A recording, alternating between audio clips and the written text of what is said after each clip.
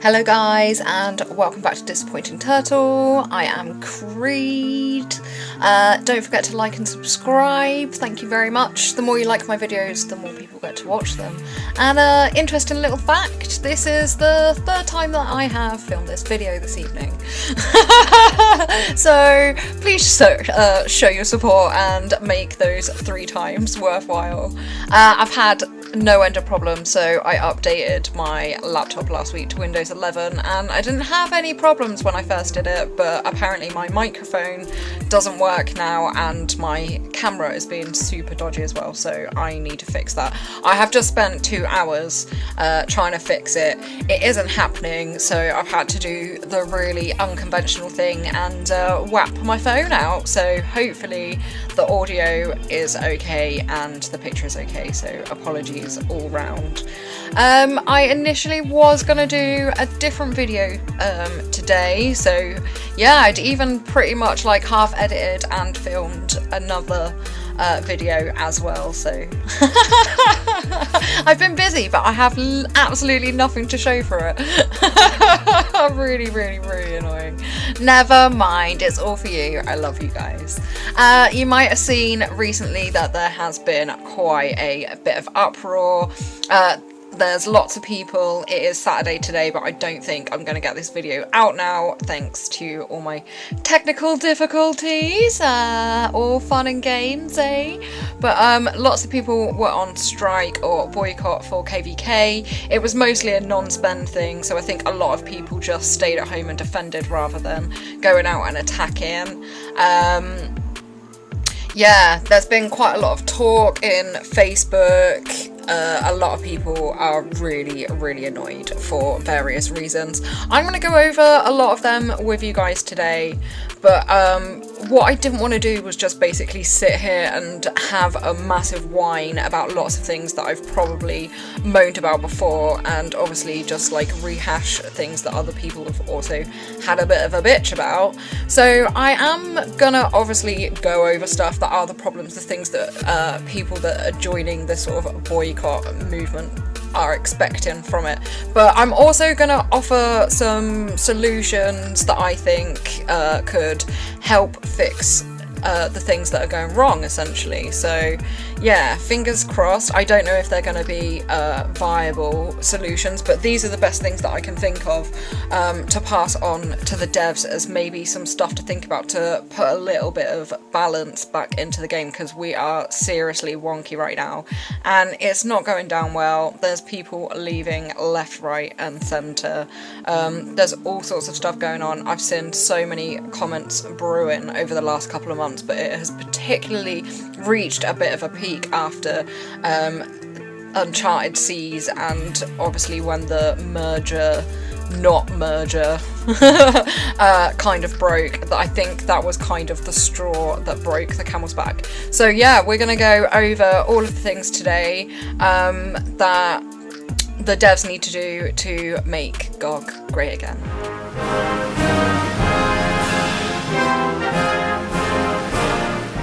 This is the third degree with me, Creed.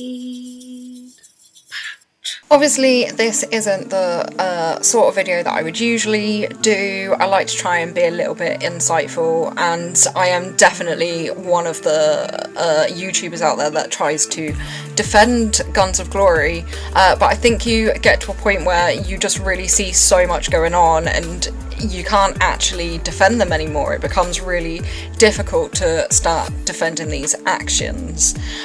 So yeah, I'm gonna have a little bit of a whine, but as I said before, I'm gonna try and be a little bit helpful as well and maybe give them a little bit of direction or maybe some alternatives to some of the things that's been going on. So the really big one obviously is the glitches and things like that. There's lots and lots of problems within the game in regards to glitches and lagging, being kicked out of events, all of that sort of thing. Now, this is a little bit in their defense, I guess. So I updated my device recently, and it really did make a huge difference compared to some of the things that I'd been experiencing before. It actually even cleared up a bit of the Darklands stuff, because I know that that is a massive one that everybody has major problems with all the time. I still did have some issues with it this time round, but it was much better than it's ever been before, and we know that they haven't optimized or done anything to Darklands. So I guess that actually some of the problems are because people are on outdated devices. Now, obviously, tablets, phones, all of those sort of things, there's always new brands and new software and everything. It comes out a lot, it's quite common. So but also so do the updates in the game, but each set of updates and things like that happen essentially have better graphics, and better graphics means that you need to have a nice fast CPU to be able to actually handle it all and to be able to run it properly. So that can be a little bit of the issue. That being said, there are consistent things that it doesn't matter what device you're playing on, it has a really detrimental effect, and it's things that actually cost people money.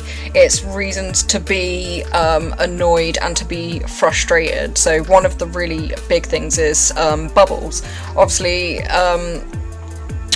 a lot of people complain a lot of the time about their 24-hour bubble popping. I've never experienced this myself yet, touch wood. I'm sure the day will come, but it hasn't yet.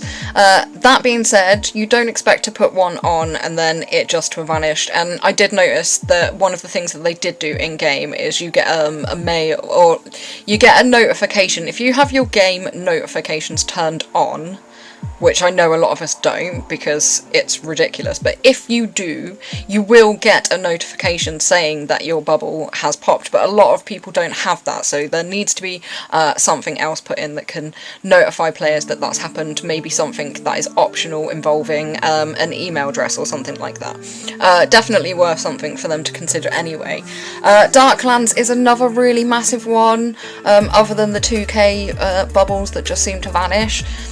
A lot of people get kicked out of Darklands, which is really, really annoying, but it also is really affecting Guns of Glory revenue, because your average Joe or your mid-spenders, high spenders are not going to be investing in merc ships and march speed-ups and all of those sorts of things when you can't play the game. You get in, you get yourself settled in a building, you think, yep, that's me sorted, and the next thing you know, you're being kicked out of the game and you can't get back into that event. That should not be happening. That's not an incentive for people to be taking part, and it's supposed to you know, it's an alliance event, it's supposed to cause a bit of bonding and for everybody to have a bit of fun. It is not supposed to cause stress and frustration. So yeah, that absolutely needs addressing, and it absolutely needs looking at. And another thing very Darklands orientated is the battle chat that they have. I find a lot of the time when I go in there, it takes a really, and this is even on my new device, but it takes a really long time for the chat to actually load up. Sometimes it can take up to about 45 seconds. I know that's being really pedantic, but when you have a 2-minute mega rally set, and you need to, you're the other side of the map to said person, so you need to speed. You're opening up the chat to join the rally, and guys, it doesn't work if you try and go around the tab way either. You still get the same amount of lag, so you're not one step ahead even going through the war tab, you know, alliance war, etc, etc. It does exactly the same thing, but you get onto the battle chat, that lags to get onto that, and then it lags again to join the mega rally. By the time you get in, unless you're the person that starts it, they don't seem to have any lag on starting the rally, which is nice for them, I guess. But unless you're actually the person that starts it, you've then got to wait potentially another 30 seconds to be able to join, and by that point, you know, it's done. The mega rally's set off and you're still trying to open KC. So that's really, really frustrating. I don't know how they got that wrong. I don't know how they can fix that, but maybe they can take some of my other ideas of how to fix other things and use the time that they will save to start fixing some of our events. One of the ways that they could really start to clean up the game is by having a look at the amount of stuff that we have on our screens. A lot of it is very unnecessary, especially within the estate. One of the things I really have picked up on recently is that we now have 3 different places that show us where our events are and broadcast where our events are. Absolutely not necessary whatsoever. It's just, you don't need it. So you've got your main events where you've got your little calendar and tells you what's coming up. That's obviously very helpful. We kind of need that. It tells us what days things are happening, just for when they do love to throw us those little things. You've then now got the hot events tab, which I guess is stuff that's like on a timed basis, but you also have sometimes 7, 8, 9 things scrolling across the top of your screen, which is events. Then underneath that you've got something else, then something else, and then the bottom. So, you know, this whole entire right hand side of your screen just ends up not being visible. I know that you can click the little arrow and draw those back, but why have that function when you've got 2 other places bar that where you're displaying your events and showing your events? Surely it would make more sense to take all of that animated stuff and whatever else off of the screen entirely, put it into the, say, hot events tab, and just give us those red dots to notify us when we haven't done something, the same that you do with everything else. After years and years of playing this game, we all know that a red dot means that there's something there that we need to do. So just put that in events. As long as it's not, you're not doing it with all of the paid events, so it looks like you're plugging it, totally could get away with that. I imagine that the you know, the actual state on-screen system would start to run faster because you're reducing down all of that data and graphics and everything that you're trying to display on there.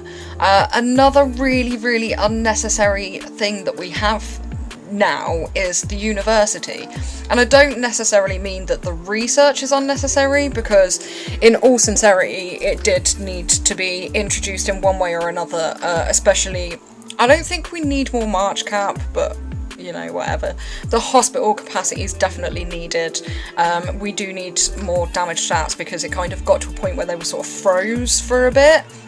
But now, obviously, with the introduction of pets, again, another thing to do, those damage stats, there is a little bit of change in there now. Everybody's is not the same, with exception to King. So yeah, that does make a little bit of difference. I like it, but the thing that I have to question is, why the fuck do we need another building? We didn't need the university building itself. We have a building which is already for research, it's already equipped for that and ready to go. I don't understand why it was necessary to introduce another graphic, another thing to lag and slow down the game, another thing to make the game file itself bigger, eating up more space on people's devices. It was just a really bizarre move, because obviously in our, you know, where we'd normally go for our research, you've already got the Combat 2 in there, and then you've got the battle stuff underneath that, and then you've also got the new bits that they've just introduced as well, and they've managed to put the troop skills all on that same bit. So why all of a sudden break a habit of something that you've consistently done to introduce something else which has just essentially made harder work for yourselves but also had a negative effect at the same time? Really weird, if you ask me. Very bizarre decision. If any of you guys play KOA, you'll know that there's considerably less buildings, and there's only one thing that Guns of Glory benefits more from this, and that is the farm buildings themselves, because Guns of Glory does absolutely generate more resources because there's more buildings. But other than that, everything else is very much more compressed. The estate itself is bigger, but there's less stuff in it, which is really, really nice. It's less buttons to be bashing. Like, at this point, it really feels as though Guns of Glory want us to be spending our entire lives on this game just making microtransactions and constantly funding their game, and it's getting to a point where it genuinely is not viable, like, at all. It just isn't. It's not going the way that I think they thought it was going to go. People are leaving now. The gap on spending is just absolutely ridiculous. It's widening. We'll have a little bit of math. I know, math. Got a couple of things to show you guys. But it's just to give examples, but it's also hopefully something that Guns of Glory can draw on and draw upon and start making these changes and start moving in a positive direction, so they can get some of their community back, but also appease the current players that are about ready to leave, but also make it a good, nice place for the new people coming in to play as well. So the cannons that we've got on there, again, something else really bloody useless. Most people have completed it by now. Some people can't complete it at all because it's just completely inaccessible, and other people probably don't have a chance of completing it because everything else is so hard to obtain at the moment. Absolute bloody nightmare, but yeah, still it exists. I do like the precision parts and the little chests that you get from it. I'm not saying that it is completely obsolete, I'm just saying that it massively needs updating along with so many other things in the game. But yes, we need more levels on that, and we need maybe some more of the gold scroll chests available, you know, higher up and further up and whatever else. That's something that I definitely would like to see happen. Another really unnecessary thing that we do have, which I know has been a thing of controversy recently, is the Mermaid. Now, I'm not offended by this Mermaid. Obviously, you know, I recreated the picture that Guns of Glory was so offended by that they wouldn't post. Absolutely ridiculous. But my whole qualm with it is that it just literally doesn't have a place in the game. It's something that they've wasted a lot of time and money on, and it doesn't need to belong. Every single day, everybody goes and praises the champions, and you get your free stuff. So the stuff that they've put in with the Mermaid, they could have just put in with that. Again, I'm just giving examples of the way that they've used their time really, really poorly, created things that the consumer doesn't want. It's not necessarily things that we don't need. I quite like, from dating, gross by the way, my Mermaid, I quite like the little march speed ups that you get. That's it, that's the only bit that I like, but they quite easily could have put that into praise the champions, so I don't know why that didn't happen. The buffs could have been applied to the university glory banners. That would have been a nice little touch. At the moment, the only buffs that you really get are farm orientated anyway. They're supposed to be bringing out more mermaids, which I assume one will be like attack based and the other one will be defense based. I don't know how long we're going to be waiting around for this, as the fucking mermaids caused so much controversy anyway. There has been no end of chat and comments about it just about everywhere. There's been some awesome memes as well, so yeah, great stuff with that. But yeah, my argument is that it's just, again, it's time and money wasted. that didn't need to be. It's taken away from stuff that could have been fixed, that we've been asking for years to be fixed, stuff that needed updated and needed optimizing. I think the focus was taken away. Maybe that was the intention. They wanted to dangle tits in our face so that we would not be so outraged by all the other shit that they've messed up. Just a thought, eh? Another thing that they really, really need to start optimizing is the matchups of our events. So obviously this is another thing that's really, really complained about by people. Obviously we were talking about Darklands a minute ago, but I just want to kind of add to that as well, that the matchups for Darklands are notoriously really, really bad. I have actually witnessed side-by-side screenshots of like the end results of the same match, but from either alliance. And on those screenshots, both alliances won, so that's interesting. There's a lot of that going on. But I do also want to defend GoG a little bit.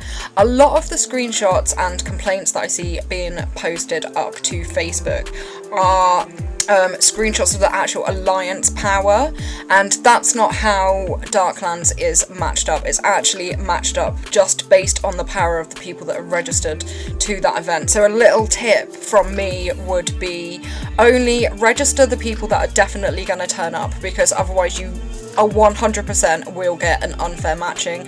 I know there are some alliances out there who will literally just tick everybody in the alliance in the hopes that they will all turn up. The likelihood of that happening is very, very slim, guys, so you're essentially cutting your nose off to spite your face. That being said, a lot of this is a GoG problem as well. The pairings for it just seem to be really, really bizarre. Speaking from experience, our very recent Darklands, I can't remember who it was CPDT or CTP, something like that. We played them last night. Well, it will be a day later now by the time I get this video out. But yeah, we played them. On first sort of like face value, first look, it looked like a really nice even matchup. It was quite nice, but when we actually started, I think just to be like give a little bit more depth to it, they had 7 participants and we had 9. But it turned out that they only had 2 decent sized castles and a few small castles, whereas we were all big castles, so they did end up being outpowered, because SRK are really good sportsmen. We let them have like 2 buildings to start off with, and then when it got to a point where they were not going to catch us up in power, we relinquished another 2 buildings for them to go and fill up, because obviously, look guys, we're all in this together at the end of the day. I know, obviously, you know, it is a competition, and the competitiveness of this is the reason why we all hang around and take part in events and stuff. But it gets to a point where the competitiveness is taken away because the other side can't compete. And this is why the gap widening between spenders and non-spenders is very detrimental to the game. The simple point is that these really big spenders with the huge stats, and I've seen big spenders with 32k stats, they are the ones that are ultimately going to end up suffering for it all, because it will reach a point, and it has started to reach the point where people can't compete with them. So as much as the KVK pairings are much better now with the star rating, I really, really like the way that they've done that. They maybe need to think about introducing that into the other Alliance and Kingdom events as well, like Raid and UAC and all of those, using that as a good benchmark. But the problem with this benchmark, and leading on from what I was just saying a second ago, is that the really big kingdoms with the really big guys that are left, because obviously sadly quite a lot of them are no longer playing, and this is the reason why, they just are playing the same kingdoms and alliances like every event, and that can't be fun, because their expectation of the game has been narrowed down so much that they can literally predict who they are going to have for KVK or who they are going to have for raid, and that's just shit, guys. You know, it does take it out. You just get sick of that. You don't want to be doing that for ages. And the problem with the gap widening is that the spenders just can't, the non-spenders and the mid-range spenders can't compete with that. So yeah, they end up with less and less and less and less people that they can play with, and at the end of the day, just because you're a big guy and you've got the biggest stats in the game, it doesn't mean that you don't like a challenge. There's a reason why people are playing a strategy game. It's because they like a challenge. So let us have that back. That part of the game has been missing for quite some months now, and I believe that the things that maybe I'm saying to you to start fixing is the key to getting this game back on track, making the community happy again, avoiding boycotts and strikes where people are happy to spend on a game and an environment that they're happy to exist within. But the minute you start taking their freedoms away, like the freedom to go and fight a different kingdom for one bloody KVK, you know, people don't like it. They get their backs up. What can I say? They're completely entitled to. I would too. One of the huge things that really contributes to this, and one of the things that was also put on this kind of boycott / strike agenda, was the fact that the shops and things like that really massively need updating. And not just the shops and stuff, but the rewards and things that you get for doing the main events and alliance events and things like that. Everything needs seriously updating, and it all needs bringing into the future. And by the future, I mean there has been a lot of upgrades and a lot of developments in Guns of Glory in the last 4 years that the game's been running, but very little have those shops been optimized. Very little have those event rewards been optimized. Obviously, we have seen today that they decided to put a couple of extra things into KVK as like perks for going and conquering kingdoms. I don't find it coincidence that that's happened on a day where there essentially is a strike. Lots of little things popped up today during KVK that certainly haven't been available in the game for a really long time. You know, the sale store and things like that. So I'm very much under the impression that they are paying attention to what's happening. Another thing that kind of really secures this for me is the fact that myself and lots of other people changed our names and put hashtag boycott GoG in there, and the people that did do that, again, myself included, came up with a notification basically asking us if we were alright with the game. So there's definitely something going on there. We don't usually get an update until the Monday, so potentially this update was going to be released anyway, but I think it was released early just to entice people to not boycott. Call me a little bit of a conspiracy theorist, but I don't believe in coincidence. Anyway, back to this optimization of rewards and getting down to the nitty-gritty of what's really affecting the players with this. That is essentially the progression of these just multitude of upgrades, one after the other. It is getting a little bit out of control now. Now, I'm not going to go into the depth to say, like, okay, there's been 3 coat of arm upgrade in this amount of time, because you guys don't want to sit here and listen to me ramble on about that, and I don't want to sit here and ramble on about that. So I'm just going to use some rough numbers, but I have got some actual figures for you guys as well, just to give you a little bit of comparison, and also just to maybe prepare you guys for what you're in for. But also for me, it's a big statement to GoG, just how terrible of a direction they're heading in, and a massive reason as to why they just need to put this entire thing on ice for a couple of days, shut the game down, sort some stuff out, fix the things that have been brought to their attention that really do need resolving, this being one of them. Okay, so if we have a little look at some of the equipment and stuff and the upgrades and things that we've had, some of the percentages of stuff that we need in order to do these upgrades has increased massively. This is a huge burden for everybody. This is not just a burden for non-spenders, this is a burden for spenders as well. The reason being is that you need a massive amount more per upgrade. That means spending more money, essentially. Because the shops have not been updated and upgraded to represent or to reflect the cost of these new upgrades, everybody is in the same boat, whether you're a spender or a non-spender. The only difference is that a spender may spend that money, or they will just quit, because they reach a point of realization that this shit is just never going to end.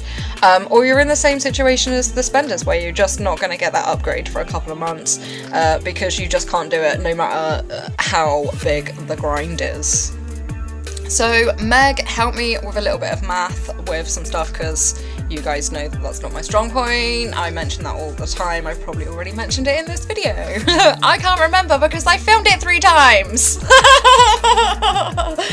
But taking a little look at the gemstone, so obviously we're looking at the Gemstone Essence here, essentially, that you need to collect. So going back to the shadow stones that we had, actually not really that long ago, so within the last 12 months, they were 533k Gemstone Essence to do those first initial upgrades, which at the time was quite a lot. So then we had the trance stones after that, and Guns of Glory upped that essence by 400%. So for the next upgrade we needed 2.6 million gemstone essence, which was quite a lot. You know, that's 400% is a massive increase, but it's affordable, it's okay. Those things were still kind of available within the game to a certain extent, you know. They obviously put in, God, I can't remember what it's called, but the little bit where you craft your gems, and you've got the powder and all of that now, and you have to go and hunt treasure with your really shit guards. Well, all the guards, but they're all shit because nobody has any decent ones. But yes, that little bit, obviously you can get a good amount of gem essence out of that. Also, you would think. So then let's have another little look. So we went from the trance stones then to the phantom gems, and between those two upgrades it was a 2,700% increase. Sorry, I have got notes, so I have to look at them. Can't expect me to remember all these numbers, but I want you guys to be aware because it's really fucking important. This is the problem. This is the real root of what is going to end up killing this game. So after the Phantom, we've obviously just had the new release of these Celestial Stones. I think I've only got one at the moment, possibly. Yeah, that's it. Really, really expensive in the old Gemstone Essence department. It was only, I say it was only, it's still quite bad, but it was a 400% increase again between the Phantom and the Celestial, quite similar to the Shadow and the Trance. But the difference is that then went from 71.1 million Gemstone Essence to 355.5 million Gemstone Essence.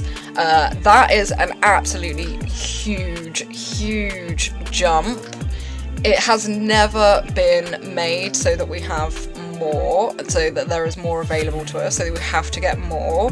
They did, and I will give them credit for this, within the shop of the main event or the 50% event or seasonal event, whatever you want to call it, within that shop for the tickets, they did increase the amount that you got for the amount of tickets that you spent. So in that respect, they did make it quite good. But what is the next level? How long does this continue for? Keep churning out all of these different gems. How expensive is it going to be?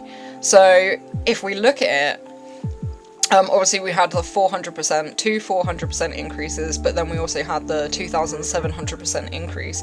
If we had a look at just a 2,000% increase onto like the potential next gem, so R11 or whatever it would be, we're looking at 1.7 billion gem essence. And that is just absolutely insane. But the reason why we need to draw attention to this is because How much essence are you going to need in 5 upgrades time? And are we going to be looking at that 5th upgrade, so in 5 upgrades time, are we going to be looking at that in another 12 months? Because these upgrades are becoming more and more frequent, but everything else is becoming really obsolete. So the gemstones that are sort of like R1 to R4 are just completely irrelevant now. You might as well not bother having them. You don't have them for very long when you do obtain them. They're quite easily obtainable now. I'm sure a solution for that would just be get rid of those, you know, lower down stuff. Make trance gems or dark gems or whatever the fuck it is underneath that. Make that R1 and start again. Reduce, you know, you have 2 options. You either reduce the amount of stuff that it costs for these things, which would be logical, or you make other stuff obsolete and you optimize everything to fit within a realistic value and a realistic view. I mean, where do they want the game to be in 5 years' time, in 10 years' time? If they're just trying to do this to make a quick buck, and then just get out, then what they're doing now is just the path they want to stick on. Just carry on doing it, because it is pushing the consumer away. It genuinely is. It's getting absolutely obscene. No free player is going to be able to get 1.7 billion Gemstone Essence to do a fucking upgrade. It's going to take you like 4 or 5 months to make that achievable on the scale and the level of how stuff is now. And the history of GoG is that stuff doesn't get updated. It doesn't get made to a point where it's actually beneficial for the player. And, you know, on the other side of it, spenders ain't spending that either. There is nobody that is going to be spending that kind of money on $4.99 packs for fucking Gemstone Essence. It's not happening. They will just quit, continue to quit. We've already seen the side effects of this. And obviously it's not just gems, it's every single upgrade. I'm not going to go through them all, but we'll have a look at Coat of Arms as well, because it just gives you like a realistic outlook. Because even in regards to equipment, which I want to talk about afterwards, I'm not going to give you any statistics on that, but there is, you know, things that need to be done and need to be optimized within that. But with the Coat of Arms, Thunder was 600k to craft initially, then we had a 433% increase to the Earthstones, which was 3.2 million, and then we had another 400% increase to the Tidal, which now costs 16 million. At no point in the game has that ever been made any easier to be able to obtain. It's one of the ingredients in crafting that is probably the hardest, and if we continue with the 400% increases, we're looking at £80 million for our next upgrade when that one gets introduced. These types of things are just not sustainable for all of the reasons that I said 2 minutes ago. So yes, it's really frustrating, and constantly as well, you know, you will have a few people that will spend. There will be a couple. But who are they going to be fighting? Because there's going to be nobody left. 1, there'll be nobody left. 2, there's no competition. I mean, if you're the kind of player that just wants to go in and set everybody on fire, drop mic and leave, then yeah, this is totally the way for you, but why are you playing a strategy game? Just go and play Angry Birds. Equally as gratifying. With each of these upgrades, the gap between spenders and non-spenders keeps widening, the fun is being reduced, and the game is becoming more and more inefficient. So I want to bring it back round to equipment. I don't have any stats on this, and there is a simple reason for that. We've just had that little market lady, so I couldn't actually craft the other gear that I wanted to compare it to. I've got all the top one seeking or whatever it is, but I just need a trident. But because I got rid of all the rest of my scrolls, I can't really give you comparison, because it changes about halfway through. It goes from needing steel scrolls and crimson gold to craft to once you have those items, it's just the scrolls. But Oh, and obviously, you know, the upgrades from the previous equipment, that matters, so +1 for Pursuer, +2, +3. But what we can talk about and what we can sort of compare is going on top of the frequency of all of these upgrades and things like that. It has become quite apparent within the game that certain things have been made obsolete, and I did touch on this a little bit in my last video, but it was more in regards to guards and things like that. But one of the really, really big things is gear and equipment. We've had quite a lot of upgrades. They are never going to stop. They're going to keep continuing. But a lot of the stuff underneath we do not need anymore, like, at all. It doesn't make sense to have it anymore. Specifically anything below Master, because any of that gear that you have below Master, and it goes kind of for the harvest stuff as well, although there are a couple of useful things in there, and of course you need Duelist, so there are some things that are relevant but that can be incorporated a different way, but essentially it's all bullshit. The rest of it's bollocks, you know, we don't necessarily actually need it. So just take it out. Just, honestly, just get rid of it, take it out of the game, and then you can fix the stuff that you've done with threats, because otherwise what you're going to have to do is you're going to have to increase threats again another 10 levels in 6 months' time, just for us to be able to acquire the scrolls for the 2 new pieces of gear that you've introduced since the last time you optimized threats.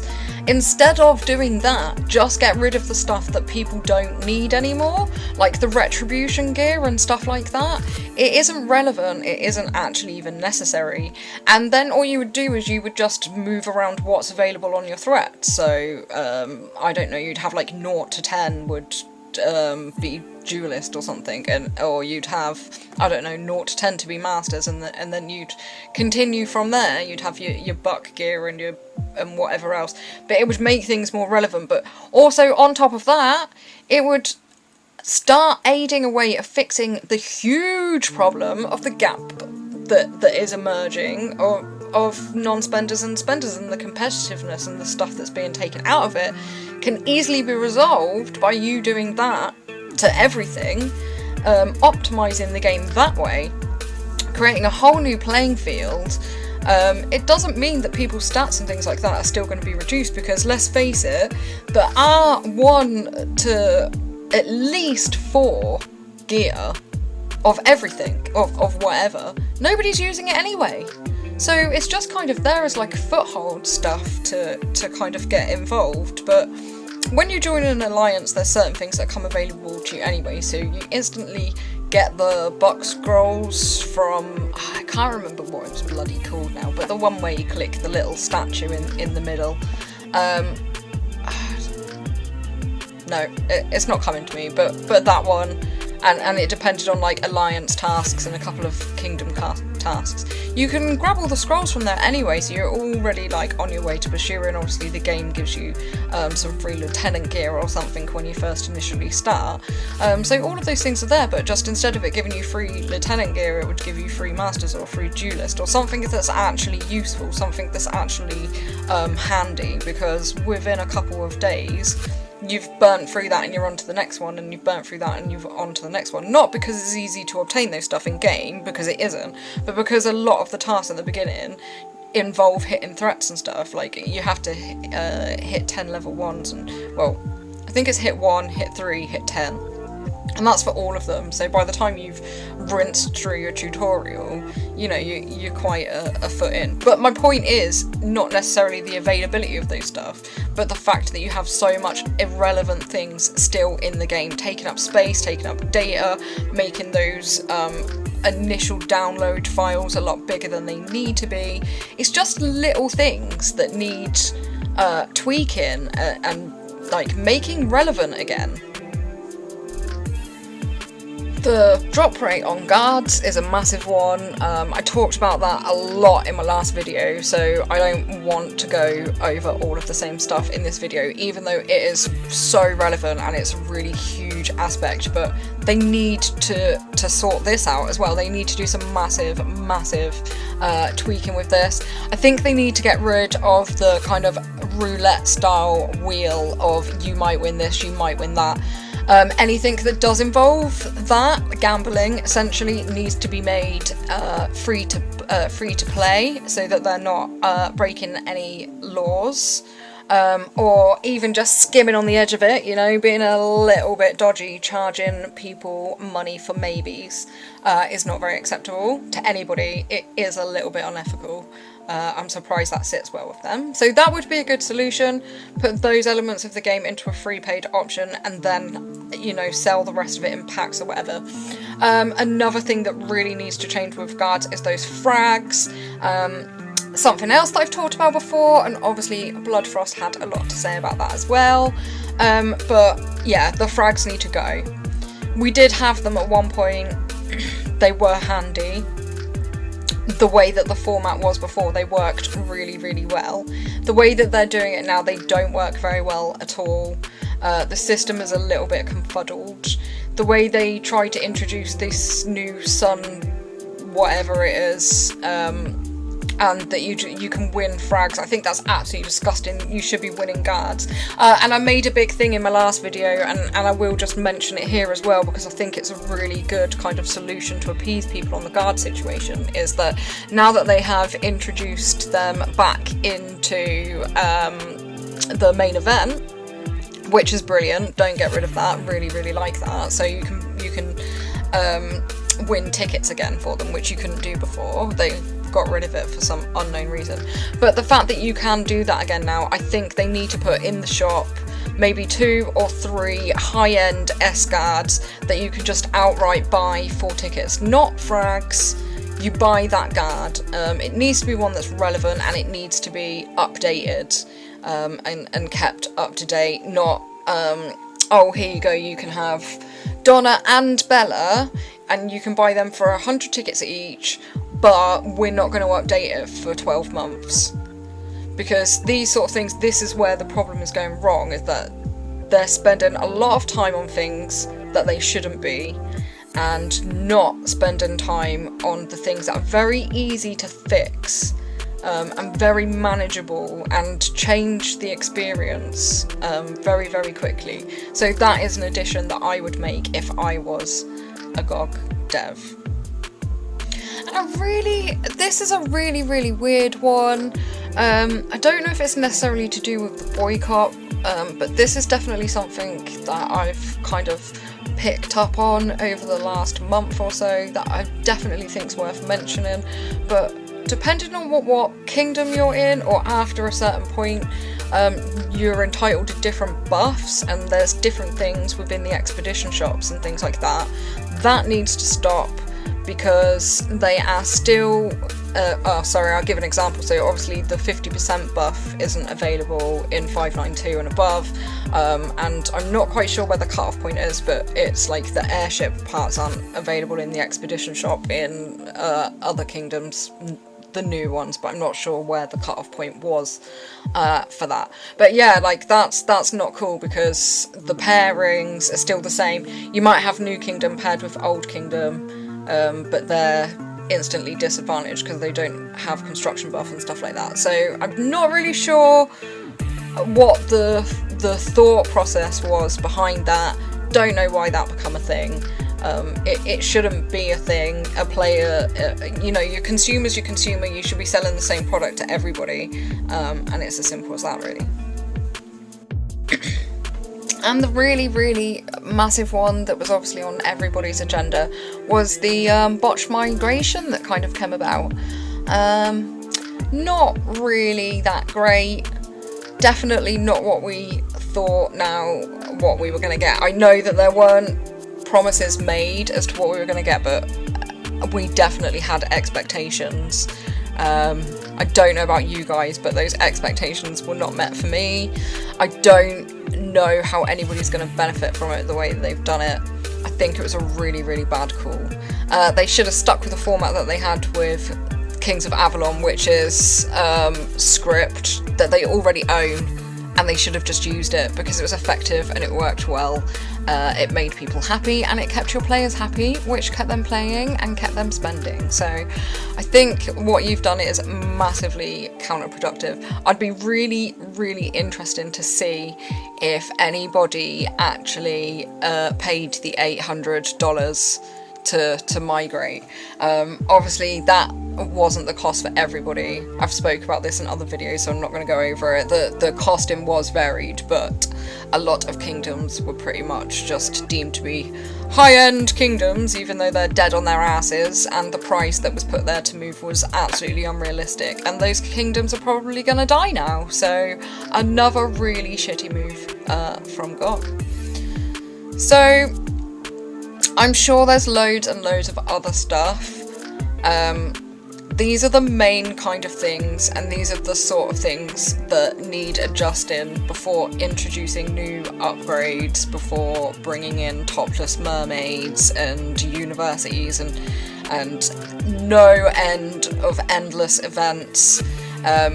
Nobody wants their escapism to become a full-time job. That's something else that needs to really be taken into consideration. People play game for fun, not to do it as a chore.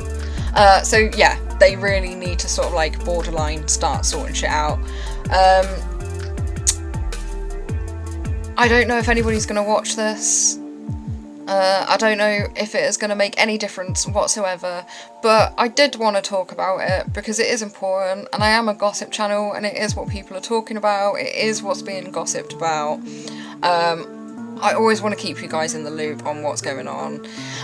Also, just to like add as well, there is like a universal logo that people are using at the moment as their profile picture, which is the boycott symbol.